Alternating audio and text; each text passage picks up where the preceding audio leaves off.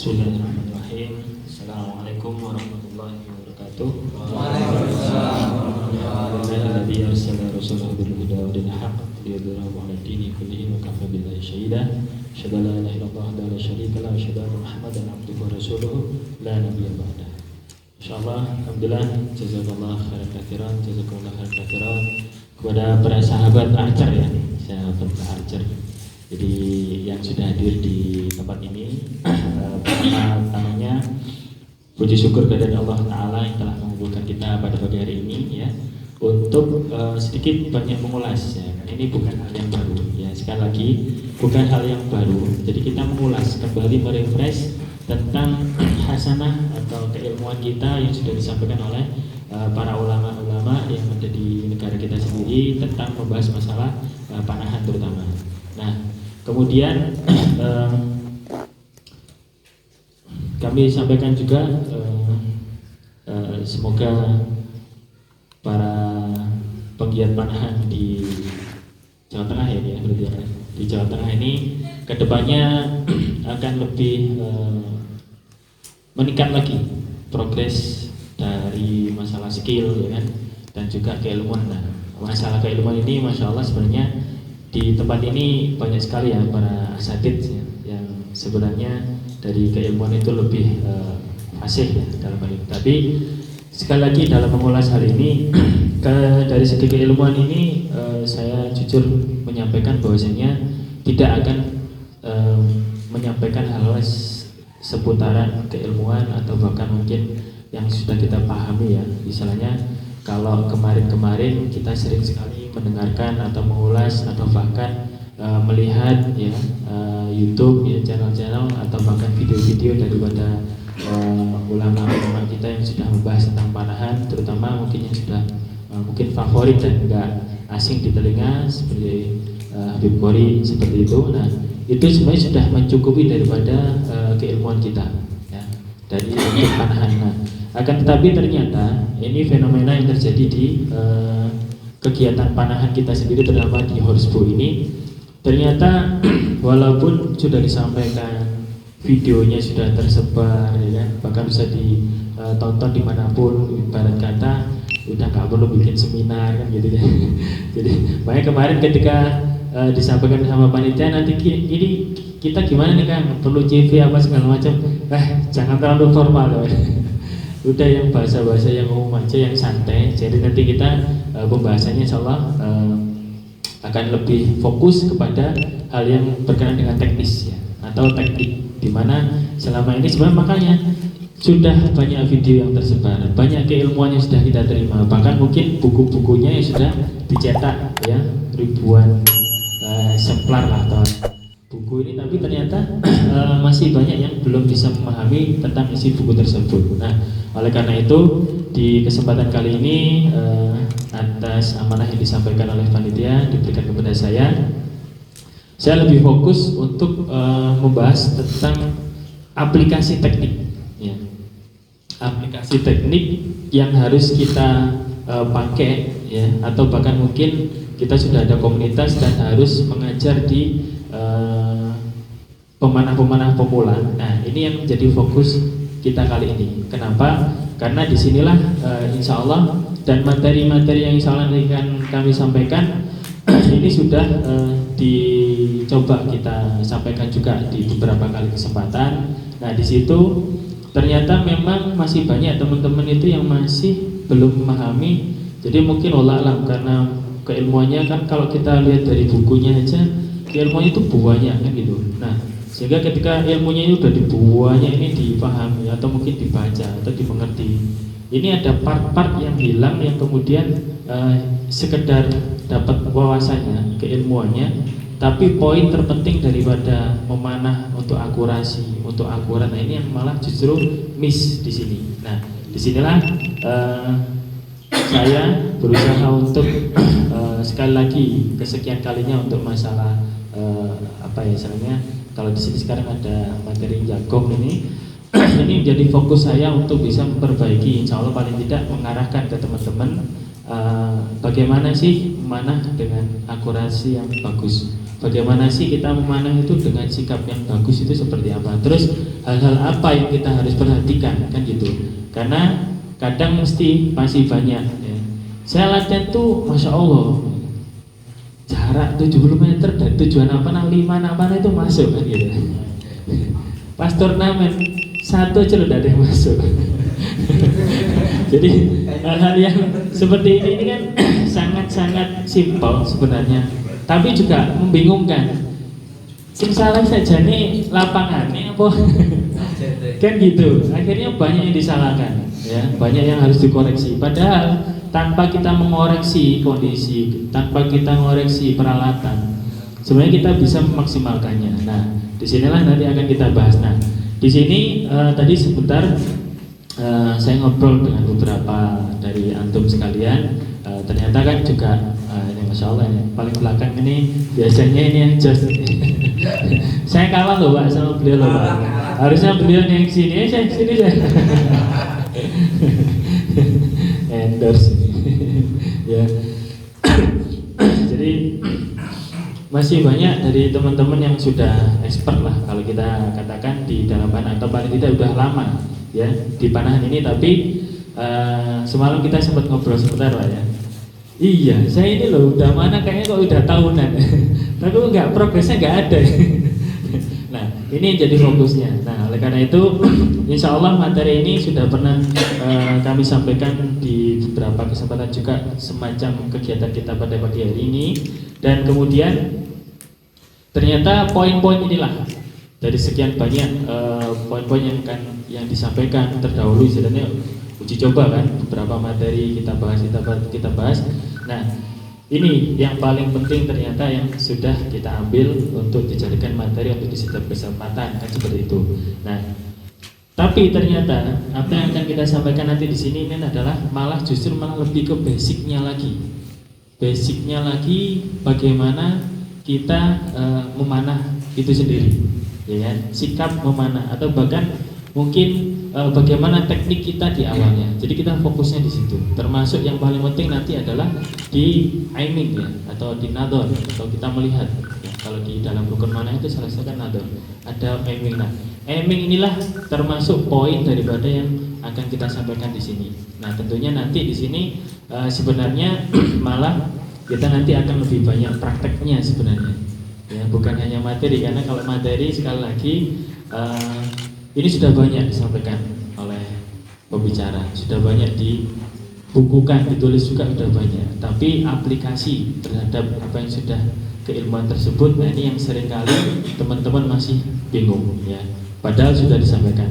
Baik, insya Allah yang pertama judul daripada tema kita pada pagi hari ini dengan memanfaatkan waktu yang ada, nanti insya Allah di sesi pertama ini kita akan menjelaskan tentang materi ya. Nanti kemudian pada zuhur seperti rondonya nanti ada sesi tanya jawab ya. Tafadhol silahkan dipertanyakan, terutama fokusnya ke teknik ya, biar nanti kita bisa benar-benar tahu problem daripada pemanah-pemanah yang ada di sini nih. Nah, biasanya itu mesti banyak problem-problem yang dialami, tapi itu berbeda-beda karena apa, dengan teknik yang dipakai problemnya ketemu A, problem yang lainnya ketemu problem B. Nah, di situ nanti kita akan saling melengkapi di sesi tanya jawab. Dan saran saya di sini nanti insya Allah karena sudah ada bawa alat tulis, ketika ada muncul terutama fokusnya kepada hal masalah teknik ya kan, sesimpel apapun itu langsung antum tulis untuk bahan sebagai pertanyaan ya, disimpan dulu sehingga nanti akan lebih aktif nantinya di sesi tanya jawab ya kan biasanya gitu, ada seminar ada mungkin misalkan ada bicara kayak gini, sesi tanya jawab silent. Nah, padahal disitulah pentingnya problem-problem, karena pastinya saya sudah pernah memanah beberapa kali, pasti akan mengalami yang namanya problem-problem di dalam panahan itu sendiri, terutama untuk masalah akurasi ya, akurasi panahan.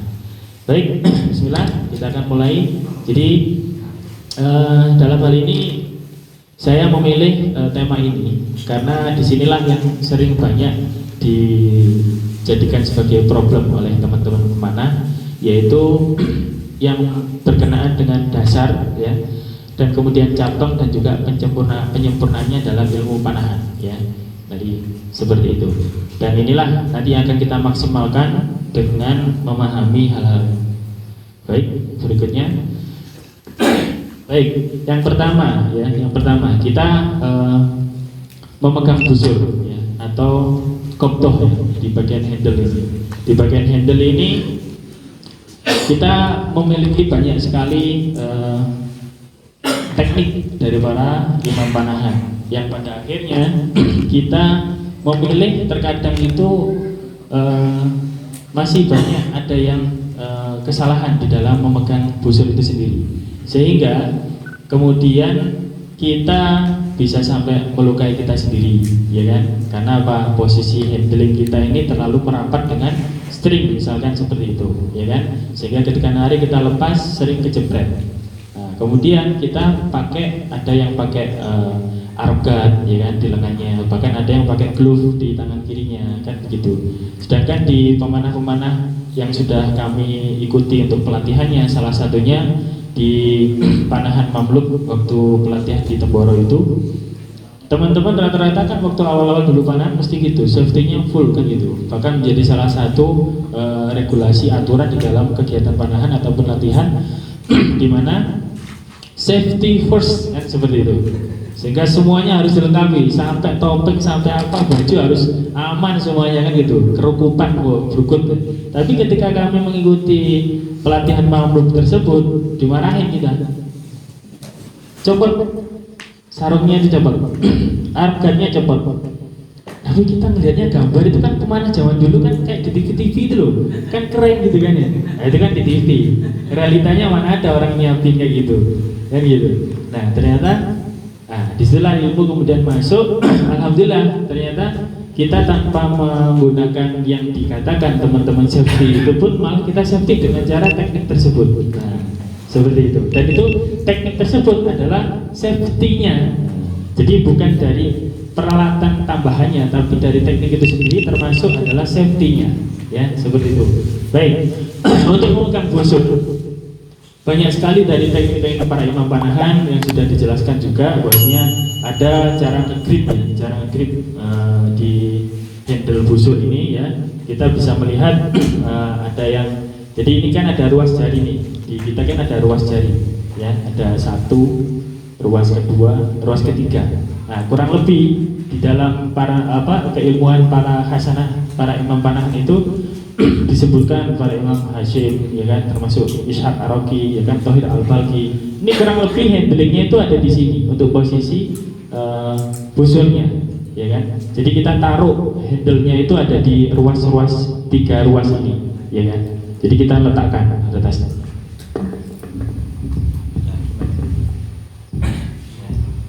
Satu, dua, tiga. Kurang lebih di ruas jari ini ya. Sehingga fokusnya kalau kita pakai di ruas jari ini ketika kita menarik busur, maka yang dominan untuk mencengkram itu semua tangan, semua telapak tangan ini masuk ya. Jadi ini diingat-ingat. Dan karena di sini nanti kita akan bisa menentukan nantinya itu handle atau grip ya, megang busur yang mana yang akan kita pakai, yang kita nyaman di situ ya. Jadi di sini kalau kita ngambil di ruas jari ini, maka permukaan busur ini masuk semua di telapak tangan ya, masuk semua di telapak tangan. Jadi ketika kita ngambil busur kemudian kita grip, maka ini harus masuk semuanya rata. Ini rata. Nah, kemudian dorongannya untuk kita menahan ini ada di pangkal telapak tangan yang atas dan bawah. Ini juga harus masuk semuanya, ya.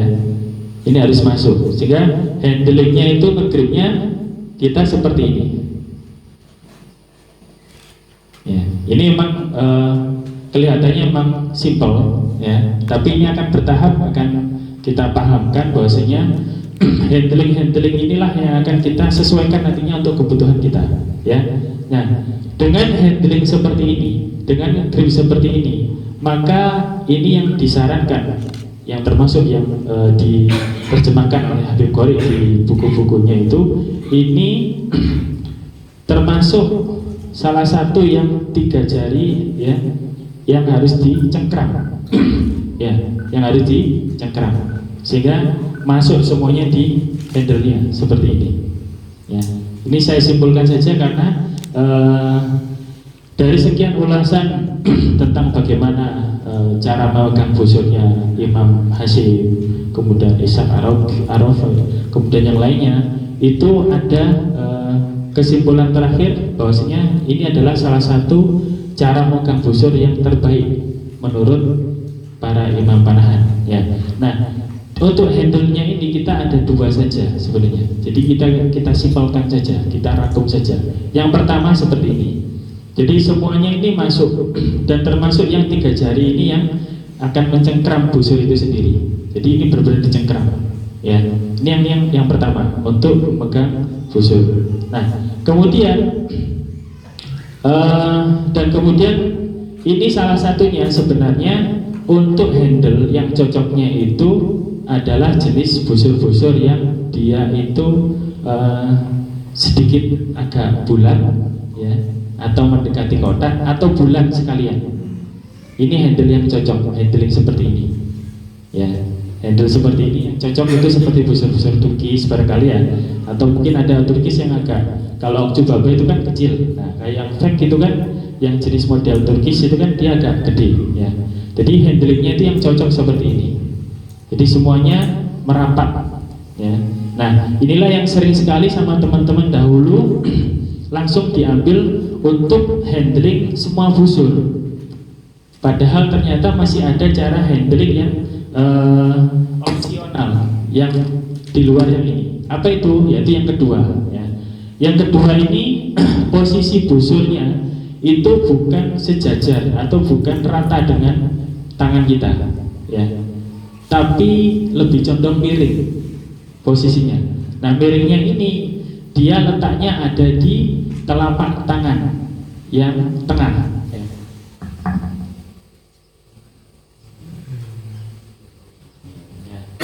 Ini cara handling rangkuman, insya Allah yang termasuk disarankan para imam panahan yang terbaik untuk kita pakai, ya. Nah, kemudian tadi, ya, berbeda dengan yang handling tadi lurus, ini yang miring ini, ya, ini termasuk cara ngegripnya itu lebih fleksibel, dimana 3 jarinya ini di awal ini ketika pertama kali narik itu malah dilemaskan, bukan dicengkram atau dikeraskan. Karena nanti kan kita ada pembahasan di mana ada 3 hal yang dikeraskan, ada 3 hal yang dilembutkan, kan begitu. Nah, salah satunya di teori ini yang termasuk disarankan para imam panahan ini yang terbaik untuk cara handlingnya, justru dia ketika awal kali narik dia lemas, 3 jari ini dia lemas. Ketika dia mau rilis, ya, ketika dia mau rilis baru dicengkram, ya. Nah, penjelasannya apa? Bahwasanya ternyata busur ini, ya, dengan handle yang sekarang ini beraneka macam. Bahwa di sini kebetulan yang saya bawa adalah dari kulit. Nanti kan ada juga yang gripnya itu yang dari karet, ya kan? Ada juga yang polosan, nggak pakai apa-apa, hanya full mungkin fiber tok sama kayu, atau bahkan yang cuma di-clear saja. Nah, ternyata dengan handling seperti ini nih, kalau kita tadi keraskan, ya, posisi center busur tidak bisa dijaga. Di awal kita keras gini kan, ya, busur tidak bisa fleksibel. Kalau kita tarik, misalkan kita handlingnya seperti ini, ya, kita tarik dengan keras, busur tetap miring karena keras. Nah, ini tadi contoh simpel di mana posisi handle busur itu dia akan mengikuti cengkeraman kita, ya kan? Walaupun kita taruh seperti ini, kita cengkeram, busur ini tidak center, sehingga larinya panah akan mengikuti daripada di sudut mana handling kita ini. Nah, akan tetapi kalau kita lemaskan posisinya ini, ya kan, walaupun kita salah atau tidak center ketika nge-grip, ketika mencengkeram busur, kita tarik, dia akan fleksibel. Sehingga dengan otomatis, dengan cara narik seperti itu, yaitu dengan dilemaskan, ya, nanti posisi busur itu dia akan lebih lurus sebelum dipanahkan, ya kan. Nah, ini nanti kaitannya adalah ketika ada yang harus diluruskan, yaitu ujung anak panah, ya kan. Kemudian ada knock anak panah, ya, knocking point itu diluruskan. Kemudian anchor, ya, kalau kita bahasa di bahasa modern, ya, di anchor point. Kemudian di siku kanan. Ini 4 hal yang harus lurus juga. Nah, kalau kita pakai grip yang misalkan yang pertama tadi, kita bisa lurus bisa, tapi tetap mengikuti sudut daripada kapan kita nyengkeramnya. Nah, itu sudutnya itu yang akan kita dapat ketika kita tarik, ya kan? Sehingga memang benar lurus 4 hal tadi lurus, tapi sudutnya kemana? Nah, itulah salah satu hal yang menyebabkan akurasi kita juga akan berubah-ubah tergantung dari cengkeraman kita di handle yang mempengaruhi sudut daripada posisi anak panah nantinya, seperti itu. Nah, tapi kalau kita nge-gripnya itu dengan cara dilemaskan di awal, ya kan, kemudian setelah sudah masuk anchoring, kemudian kita membidik, habis itu rilis, ya kan, baru kita cengkeramkan. Ini cengkeraman ini untuk mendapatkan stabilnya posisi handle ini, biar tidak goyang ketika rilis dan tidak merubah arah laju anak panah, begitu. Jadi istilahnya penjelasannya untuk grip yang kedua tadi seperti itu. Nah, ini salah satu teknik yang selama ini alhamdulillah saya pakai karena lebih mengena bagi saya sendiri. Maksudnya itu nalar, di nalar pun juga masuk gitu loh. Karena tentunya para imam panahan yang sudah mungkin meneliti sampai mendapatkan teknik-teknik itu pun juga bukan hal yang sia-sia, ya kan. Tapi tetap kembali karena apa? Karakter itu kembali ke kita sendiri. Karakter itu kembali ke kita sendiri. Dan dulu saya termasuk yang pro kontra dengan ada salah satu sahabat di Surabaya, termasuk beliau ini menjabat di ketua komisi HBA Pordasi Jatim sekarang ini juga, karena memang karakter beliau beda dengan yang saya pakai. Tapi beliau ngambilnya di yang mencengkram. Jadi ketika sudah dicengkram ini kan, udah satu rambahan, terutama ketika turnamen itu menggunakan sampai 12 anak panah. Pernah itu kita ikuti turnamen, anak panah yang dilontarkan 12 anak panah. Kita kan seringnya normal ke 9, 7 kan diambil ganjilnya kan gitu ya. Nah, ini ada turnamen umum yang dilaksanakan tapi pakai 12 anak panah. Biar kerasa banget istilahnya kan jempol mentol kan gitu. Bener-bener kerasa, bener-bener marem kan gitu. Tapi disitulah mulai kelihatan problem di handlingnya beliau. Ketika sudah dicengkram kenceng, udah satu rambahan nih, mau ngambil anak panah, ini kan nggak bisa lepas. Nggak bisa lepas, karena apa? Kaku, dan akhirnya di rambahan berikutnya gripnya sudah mulai kendor, ya kan? Nah, disinilah kemudian akhirnya salah satu teori atau yang saya pakai untuk masalah handle grip dan juga cara mencengkram busur, memegang busur ini, sehingga akhirnya saya merasakan di setiap mungkin latihan, mungkin di setiap turnamen sendiri yang mana kita butuhnya, ya sekali lagi untuk kelas turnamen ya kita kan butuhnya itu kan endurance-nya, yang mana kita harus sebenarnya harus save energi sebanyak mungkin. Dengan cara apapun kita harus save energi sehingga sampai ke final, ibaratnya kalau kita masuk maka kita masih punya energi yang banyak untuk memaksimalkan akurasi panah kita. Nah, tanpa sadar ternyata hal-hal yang simpel tadi itu ternyata sudah dari awal menguras tenaga kita, mulai nge-grip ya kan, sampai mengeraskan otot-otot kita dan sebagainya, iya di awal, tapi di akhir-akhirnya kita kendor. Dan tentunya pastinya durasi daripada latihan, sehingga endurance kita pun juga harusnya terbangun, kan gitu ya. Walaupun dengan dicengkram keras seperti tadi, kalau durasi latihan kita itu juga banyak, insya Allah endurance itu kan akan bertambah dengan sendirinya.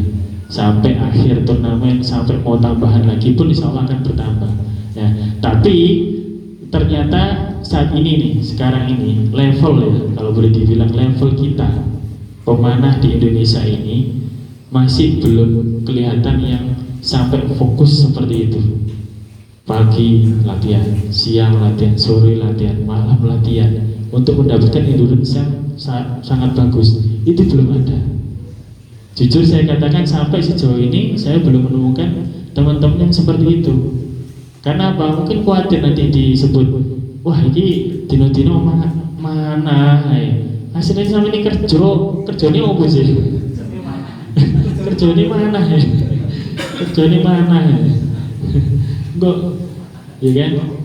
Sampai ada istilah itu bahkan dibuatkan grup malahan kalau di Jatim itu. Jadi pengangguran berfaedah. Mana ya kerjanya? Isu awan bunyi mana ya? Tapi sebenarnya di situ malah meningkatkan memang endurance si pemain itu sendiri. Dan alhamdulillah selama ini tidak membohongi hasil, masya Allah. Artinya dengan logika yang sudah kita dapati, bahkan kalau kita mungkin di sini ada teman-teman yang mungkin kuliah di olahraga ya, di situ memang sudah terjadi yang namanya latihan dengan porsi yang banyak, apalagi yang sudah masuk seleknas ya kan, atlet seperti itu, dia memang diforsir latihannya. Untuk apa? Untuk mendapatkan endurance yang lebih panjang. Sama kita lari ya, jogging, mungkin satu lapangan satu hari ini gos-gosan sudah capek ya kan, nafas sudah nggak beraturan, kita istirahat, minggu depannya lagi kita lari, insya Allah nanti akan bertambah nafasnya kan gitu, nambah 1,5 lapangan terus, dan itu sudah kita pahami. Nah ini pun juga terjadi di panahan. Artinya kalau kita memang mau untuk mendapatkan endurance yang bagus, ya ini harus kita lakukan, mau tidak mau. Nah disinilah kemungkinan akhirnya keperluannya bagi para pelatih, bagi para mungkin ada di klub atau komunitas yang diserahi bidang pembinaan, ya, maka di sini yang harus diberikan. Bahkan informasi yang kami dapat di Turki sendiri yang saat ini menjadi salah satu daripada pusat untuk panahan, ya, banyak sekali yang dicontoh daripada kegiatan latihan dan sebagainya, bahkan turnamen sekalipun di Turki itu dijadikan sebagai role modelnya. Nah, di sana sendiri itu pembinaannya dari kecil, anak-anak itu sampai kurang lebih sampai tahunan. Mereka itu hanya diajari narik saja, nggak dikasih pegang busur. Nah, kita kan biasanya kan di sekolahan misalkan ya kan, ada ekstrakurikulernya panahan. Wes anaknya jalo apa, bapaknya mbak ibu wes kadung kebet ayo wes nanti kok ya, nanti kok naik, dan isok duwe busur dan apa. Tapi kegiatan latihan random seperti ini, yang acak seperti ini, justru malah progres kita ini nggak naik ya. Sekali lagi ke judul kita, tidak naik, tidak meningkat. Makanya justru dari bawah ini dilatih narik saja, dan itu tidak pakai busur loh. Bisa dengan pakai alat karet, bisa pakai dengan ban dalam motor itu kita bongkar, kita potong sesuai dengan LBS, kita bisa mengukur LBS-nya, dan itu bertahap ya. Dan itu dilatihnya adalah di akademi kalau di Turki. Dan kita kan masih belum ya, mungkin kalau di pondok-pondok mungkin sudah ada konsep pelatihan seperti itu, tapi kita kalau di umum masih belum ada. Bahkan di Jatim sendiri kemarin masih dalam wacana mau buka akademi, tapi masih apa istilahnya itu, minta izin, juga minta sarannya dari Temboro, terutama kalau paling dekat keilmuannya kan gitu. Nah terus bagaimana? Sama seperti kita kalau belajar di rumah, kalau belajar pada waktu kita masih sekolah dulu. Kalau kita ngikuti pelajaran di sekolahan, ya kan, setiap hari belajar di sekolah, setiap hari belajar di sekolah dengan materi yang banyak dan macam-macam, maka kita sulit untuk pahamnya. Yang bisa progres pelajarannya naik adalah yang dia ngikutin kursus, yang dia juga belajar di rumah lagi, kan seperti itu. Nah, kalau motivasi kita itu seperti itu untuk meningkatkan skill kita dalam memanah, tambah porsi narik busurnya. Ya, bukan latihan ini ya, bukan latihan jebret, tapi tambah porsi latihan kita di rumah, dan itu simple. Ya, dan ini seringkali saya sampaikan ke teman-teman, simple. Kita nggak perlu waktu yang lama sebenarnya. 5 menit, 10 menit ya, itu kita bisa lakukan di rumah sebelum kerja. Ya kan? Kita kan pasti punya jadwal kan gitu. Jam sekian Pak Surot, sekian persiapan, sekian nanti mandi, sekian udah persiapan mau berangkat. Nah, jeda ini paling sedikit kita ambil 5 sampai 10 menit itu kita pakai untuk narik. Ya, ibaratnya itu kita sedang menyekolahkan otot kita. Iki lho otot busur sing kon kudu tarikku sakmene iki. Ayo, dan lakono 5-10 menit setiap hari. Dan ini pernah kita uji coba dengan LBS yang biasa nyaman dipakai di 36 LBS. Kemudian naik 43 LBS saja. Suruh narik udah goyang semua. Badan itu sudah geter begini. Jadi mana yang tadinya 36 lbs itu Masya Allah akurasinya bagus, dikasih 43 lbs muancak karuan. Sampai target yang biasanya itu kena masuk lah di target itu, ini malah miss hanya dengan perbedaan lbs saja. Nah kemudian kita uji coba, ayo kita mulai membuat kurikulum. Gimana cara meningkatkan skill kita dan juga meningkatkan kemampuan badan kita ini untuk bisa narik yang upgrade. Nah, ternyata alhamdulillah itu dalam waktu seminggu, durasinya pagi, sore, dan itu rutin ya, 10 menit pagi dan sore, pagi, sore, pagi, sore, selama 1 minggu, ya kan? Itu pada akhirnya busur 43 lbs sudah bisa ditarik tanpa tremor lagi, ya. Dan itu waktu itu memang kita ngujinya adalah pada saat mau berangkat turnamen, dan waktu itu alhamdulillah ada kesempatan ke Malaysia, mau berangkat ke Malaysia, tapi kita masih uji coba busur, ya kan? 43 lbs dari 36 sampai 43 lbs, sehingga 36 lbs yang tadinya kuat, kemudian 43 lbs yang tidak kuat, dalam rentang waktu 1 minggu sudah kuat nariknya dan sudah bisa stabil, dan akurasinya jika dibandingkan dengan pencatatan skor di 36 lbs sama. Akhirnya apa? Ya, inilah kita jadikan sebagai role model untuk upgrading seorang pemanah itu sendiri. Sekali lagi kita yang menambah porsi itu sendiri, ya. Tarik lbs yang besar 120 lbs, kuat, Masya Allah, kan gitu, kuat. Tapi ketika pas diteliti dengan baik, dilihat dengan seksama, tarikannya itu tidak panjang, mentok di 25 sampai 26 inch. Kenapa? Karena tangannya yang ke belakang, ditarik, kuat. Ya, jadi lengannya, makanya dari situ posisi lengan ini juga menentukan banget. Makanya dan di sini pun juga masih bebas dari teman-teman juga mau pakai yang itu pun, itu tergantung daripada kenyamanannya. Karena kalau saya pribadi dulu sama memakai seperti itu, bahkan saya mengadopsi waktu tahun 2017 itu mengadopsi daripada panahannya Yumi atau Jepang, ya. Waktu itu memang kita masih belum banyak mudzakarah panahan, jadi kita ya sama istilahnya YouTuber ya, YouTube, peserta YouTube kita ini, seminar YouTube. Jadi ngambilnya di YouTube, ya, ngambilnya dari atas. Tapi tetap lengannya lurus. Karena kalau kita tetap seperti ini dominasinya lebih mudah narik daripada dorong. Otomatis ketika ini sudah kita tarik ke depan, ini belum sampai kelok, belum sampai kunci, ini sudah stuck.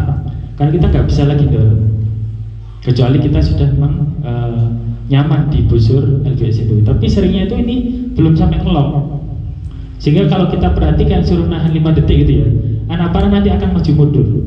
karena dia royokan dorong. Ya, jadi dari awal mau dari atas mau dari bawah, intinya tetap lengan ini luruskan. Ya. Dan ini akhirnya sekali lagi saya kan juga sama. Awal dulu juga memakai teknik-teknik seperti itu, kemudian berpikir bahwasanya bagaimana meningkatkan endurance, bagaimana meningkatkan panahan kita dengan lebih baik. Nah, akhirnya teknik seperti ini yang saya ambil. Ya. Sekali lagi mungkin mengingatkan bahwa apa yang kita dapatkan pada pagi hari ini insya Allah adalah bukan merujuk atau masing-masing gini, tidak lebih kepada hasanah keilmuan karena sudah banyak keilmuan sudah kita dapatkan. Tapi ini saya menyampaikan apa yang sudah selama ini saya pakai, saya gunakan, sehingga dari sini amanah dari teman-teman, kepercayaan dari teman-teman untuk bisa meningkatkan skill memanah di sini. Makanya ini lebih kepada apa yang saya pakai untuk panahan, ini akan saya sampaikan ya. Jadi seperti itu. Jadi untuk menambah endurance saya, untuk menambah stabilisasi saya, makanya tangan lengan ini saya luruskan, tidak dibengkokkan, ya kan?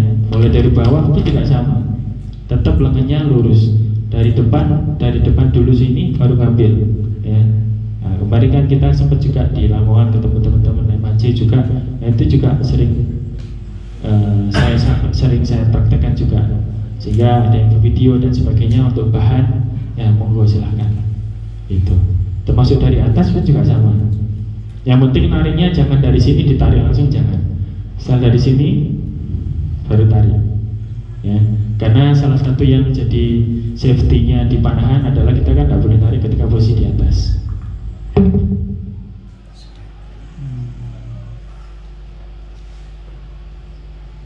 Baru ditarik.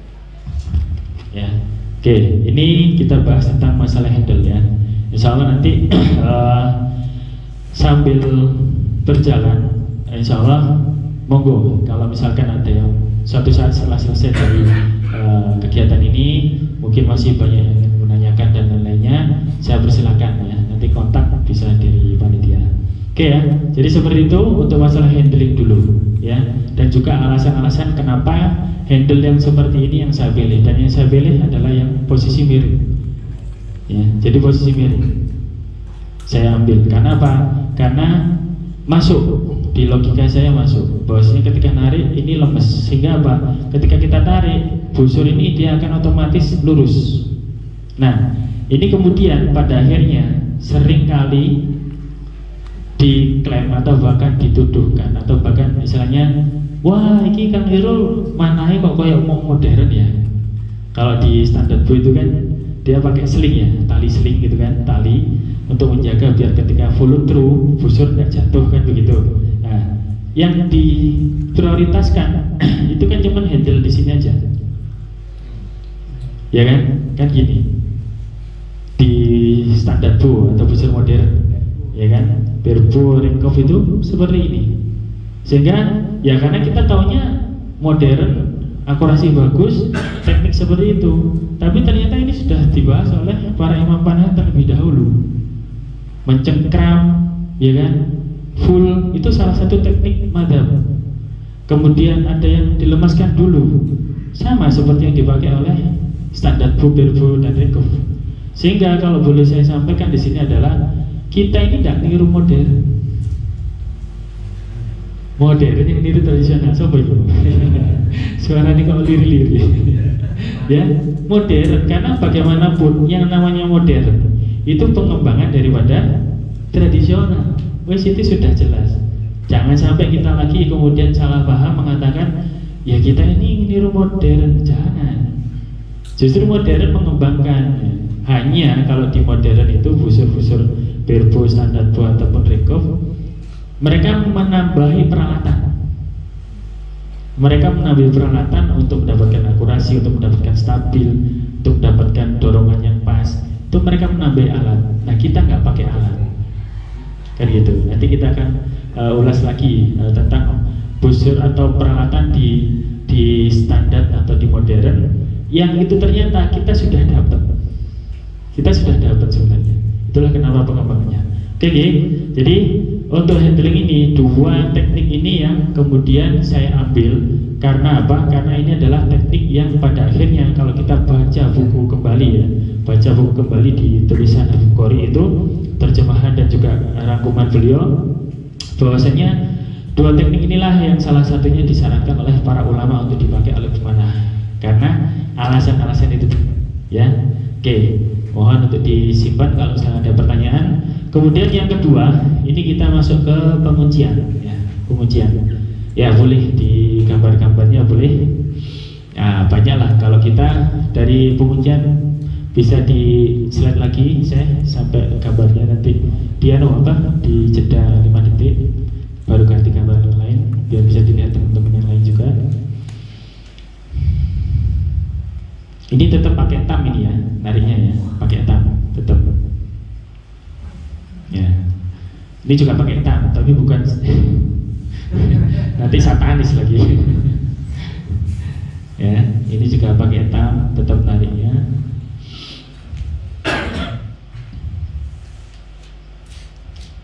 Oke, ini pakai dua jari, jari telunjuk sama jari tengah untuk menahan di jempol. Ini yang bisa kita sebut dengan slavik ya.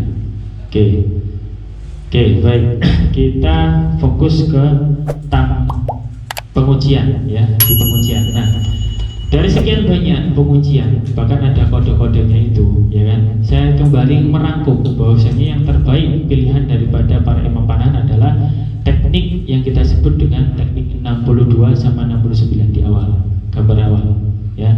Nah, ini jangan sampai kemudian salah paham lagi, ya. Ini teknik 69, Pak. Ini udah awal ini ya. Nah, ini teknik 69, ya. Saya agak sedikit ini biar kelihatan. Teknik 69 ini nggak jauh sebenarnya dengan 62. Tapi apa bedanya? Berikutnya.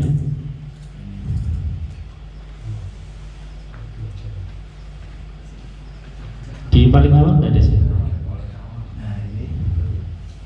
Oke. Ini ya, ini sebenarnya ini teknik 69. Salah satunya dia ngambil di luar. Nah, teknik 69 sama 62 itu yang sering dipakai ya, 10 menit itu sudah bisa menambah endurance ya, jadi seperti itu. Nah, hal-hal yang seperti ini di olahraga itu sendiri ada yang sampai detail disampaikan bahwasanya salah satunya adalah waktu itu kita sempat ngobrol dengan teman-teman NTB, malahan di teman-teman NTB itu ada beliau termasuk divisi pengembangan pelatihan panahan di Perpani, tapi dianaktirikan. Jadi saya sampaikan jujur saja, dianaktirikan. Nah, padahal potensi beliau ini ada di pengembangan IT. Orang-orang IT kan biasanya kan bisa memberikan kayak semacam grafik, ya kan, dengan otomatis, ya kan, dengan item-item apa saja ini nanti bagaimana. Jadi analisanya itu lewat digital gitu, kan bisa. Nah, beliau pun menyampaikan juga sama. Ada metode baru, bahkan ini mungkin sudah dilakukan oleh orang-orang dahulu, tapi ini disampaikan ke Perpani tidak diterima.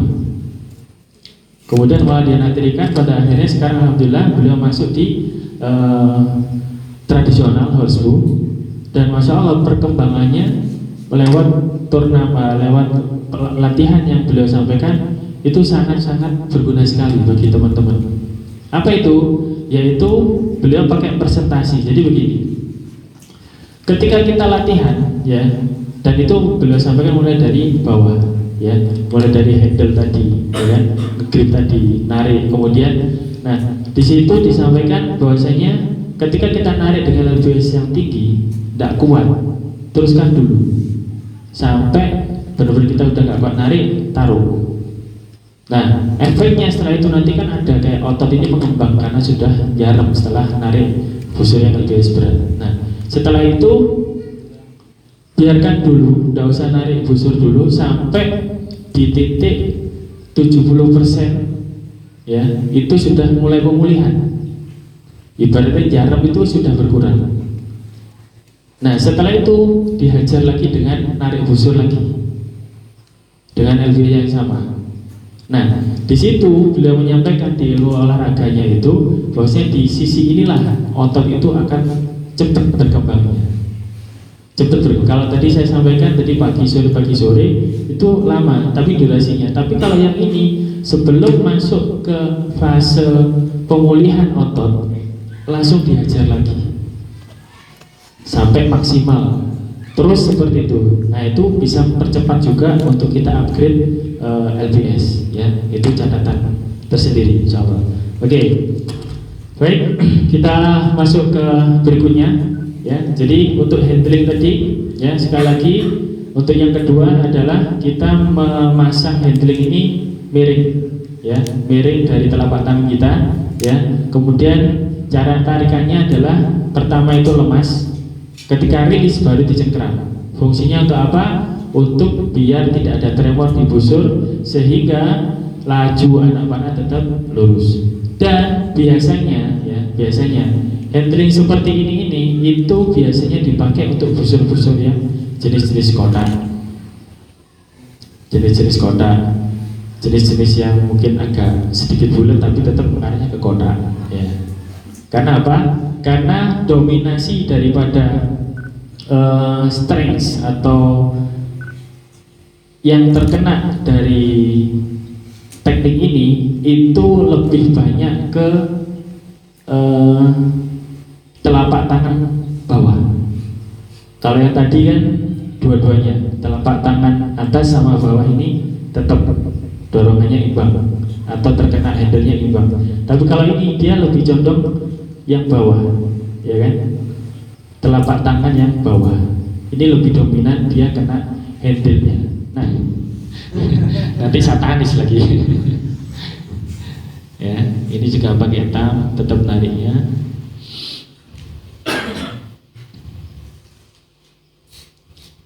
Oke, ini pakai dua jari telunjuk sama jari tengah untuk menahan di jempol.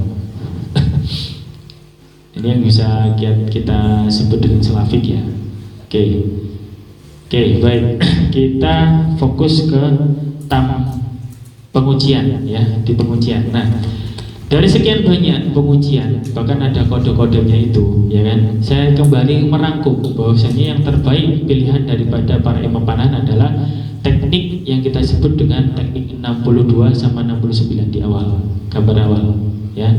Nah, ini jangan sampai kemudian salah paham lagi ya. Ini teknik 69 Pak. Ini udah awal ini ya. Nah, ini teknik 69 ya. Saya agak sedikit ini biar kelihatan. Teknik 69 ini gak jauh sebenarnya dengan 62. Tapi apa bedanya? Berikutnya.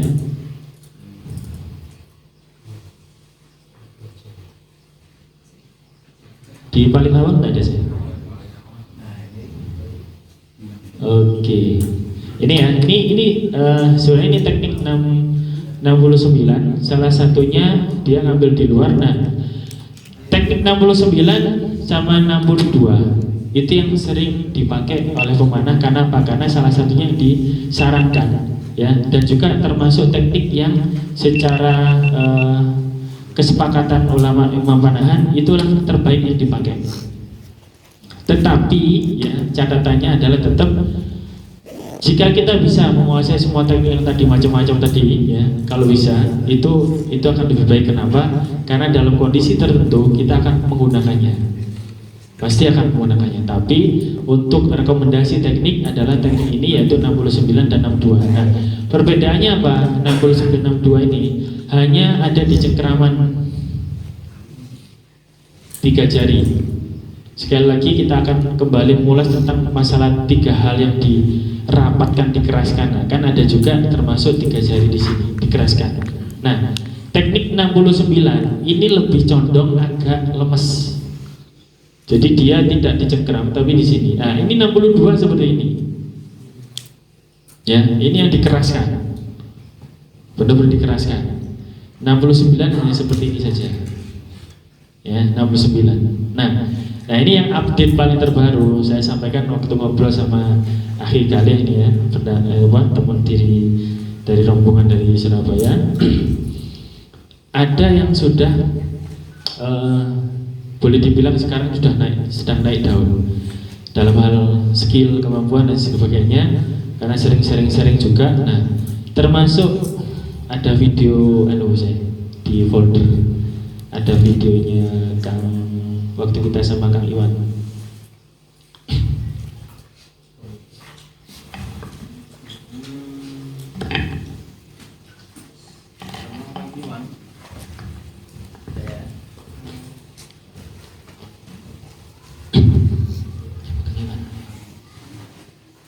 Kan bingung akhirnya ya, bahkan pernah di turnamen pun juga sama.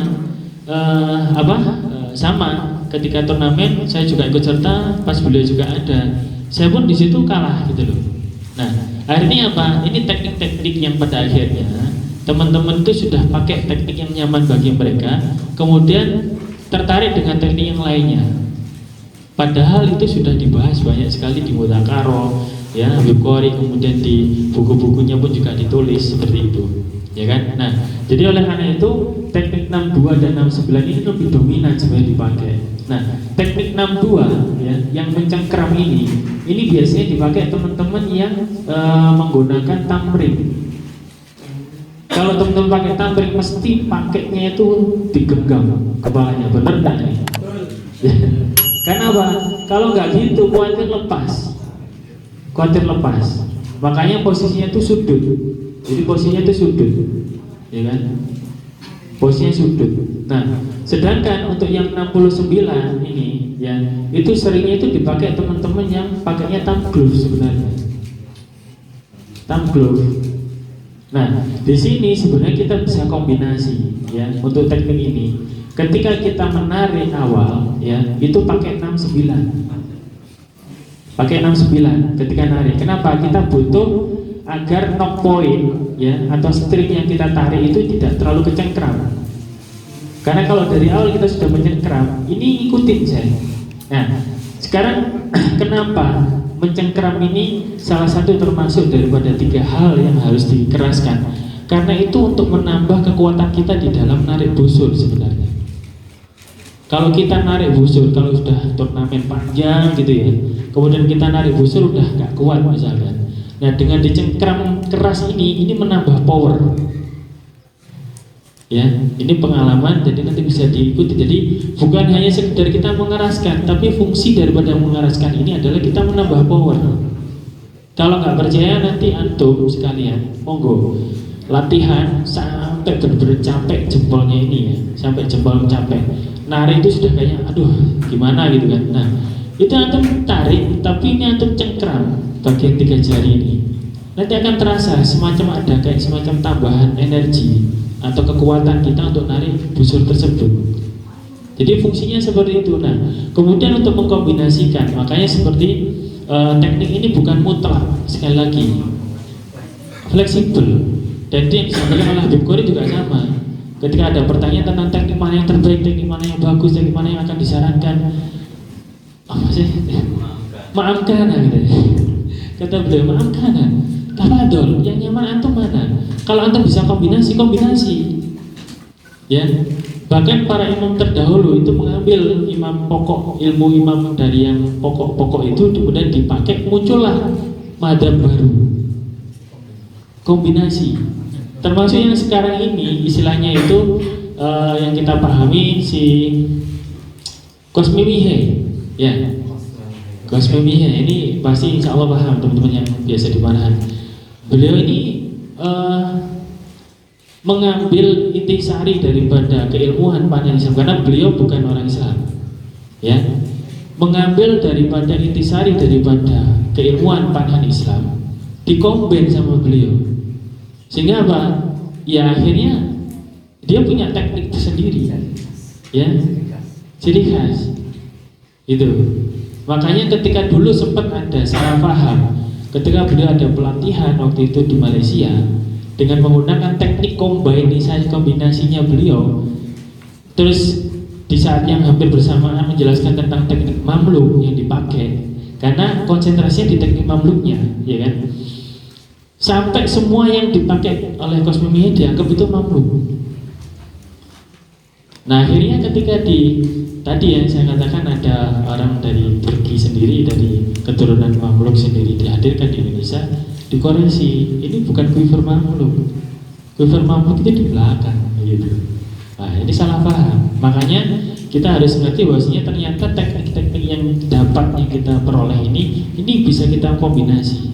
Nah salah satu yang saya pakai dalam teknik ini, saya pakainya 69 dan 62. 69 ini saya pakai kondisi normal, kondisi tubuh masih fit, masih oke, masih awal, saya pakai 69. Jadi kalau teknik itu mesti di sini kan ngambang di sini. Ini bukan yang termasuk yang saya keraskan, enggak full. Jadi cuma biasa. Jadi seperti ini nempelnya. Sehingga apa? Dengan tidak mengeraskan 3 jari ini, konsentrasi itu ada di jempol, sehingga akan lebih mudah rilis, lepas, atau bahasanya kita nanti itu terlepas, ya, terlepas dengan sendirinya. Karena apa? Karena fokusnya konsentrasi cengkraman itu ada di jempol. Ini lemes, jadi lemes. Itulah kenapa kalau boleh dibilang tekniknya dilihatnya itu lebih smooth, lebih clean, ya karena memang fokusnya di sini dan itu terlepas. Karena tidak konsentrasi tidak di sini. Nah, tapi kalau kita konsentrasi di sini, ya ini otomatis ikut nyengkram sebenarnya. Kalau kita tambah tarik ini ya, dan ini kita cengkram di sini, ini ikut banget, ikut keras di sini, ikut keras. Di satu sisi ada tambahan energi, di satu sisinya ini ada keras di sini, sehingga apa? Rilisnya itu nanti akan jedandul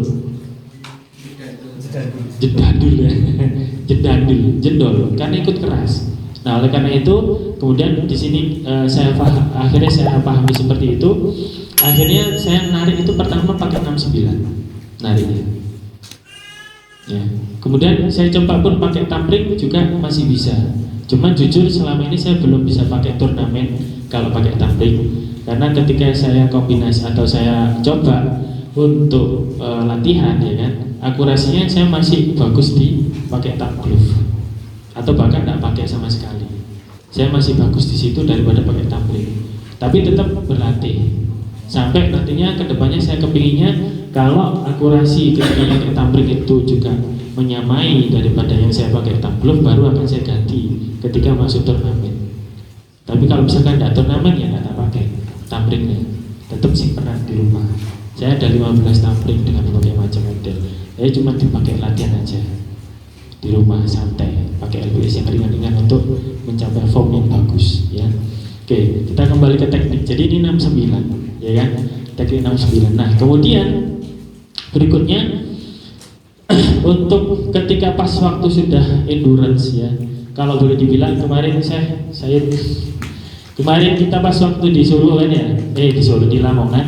Ya, kita kan ada tuh turnamen di Lamongan. Ketika di tambahan terakhir, ya, jujur yang tak pakai kemarin itu kan memang busurnya kan busur pertama kali dipakai di jarak 50 dengan anak panah yang baru juga. Ada masih belum matching di sendiri. Tapi itu tarikan 45 lbs di 28, tapi terasanya berat. Nah, di situ sama karena udah lama, ya kan, latihannya juga akhirnya menurun berkurang.